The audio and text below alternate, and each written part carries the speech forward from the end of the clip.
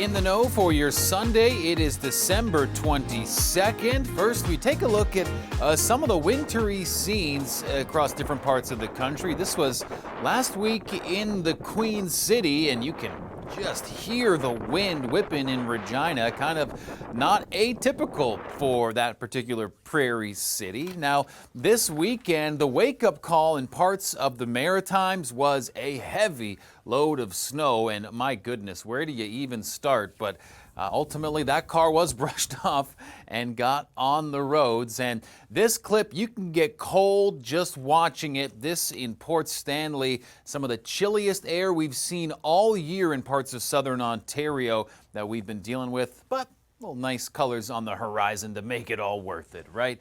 I'm Matt Hamel alongside meteorologist Rhythm Reet. Rhythm, we are getting very close to Christmas, and I know that is on everybody's mind, especially that Christmas weather forecast. You got that right, Matt. We're going to be talking a little bit about some of those extremes we've seen in the past. But you know what? Let's play a game of Would You Rather. Matt, if you were Santa, would you rather be in Victoria with heavy rain at 9 degrees, Campbell River with some snow at 1 degree, Cambridge Bay in Nunavut with a wind chill of -62, Oof. Fort McMurray with a wind chill of -55, Pinchers Creek with a high of 2 degrees but windy conditions, or St. John's with windy conditions and some of a rain-snow mix.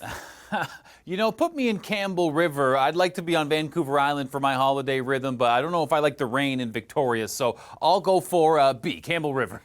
Well, if you were in Campbell River, well, yeah, sure, you'll have a little bit of snow, but more like 53 centimeters of snow. Okay. Try trekking through that. These are all of the storm struggles that Santa has been through in past Christmases. You know what? If I was in your shoes, I would probably pick St. John's. Yes, it's going to be 115 kilometer per hour winds at that time, but hey, it's better than 53 centimeters of snow if you ask me.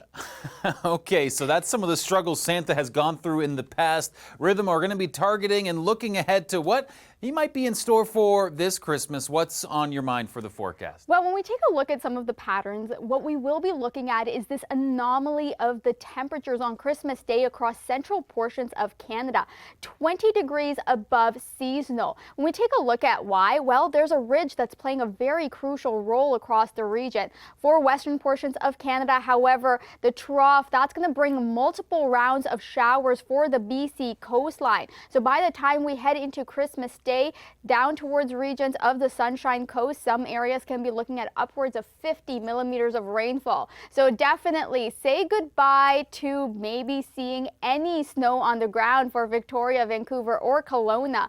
But when we shift a little bit further towards the prairies, well, beautiful 100% chances right across the board, except for Calgary. And you know what? Calgary has those same systems too. Thank for that. All of these systems moving on in is going to set up those classic Chinook winds downsloping, bringing those temperatures right along the foothills to above the freezing mark. Okay, so that's sort of the white Christmas outlook in parts of Western Canada, some looking more favorable than others. Rhythm, when we look at other parts of the country, how are things looking to shape up? Well, I'm so glad that you asked, especially for eastern portions of Canada.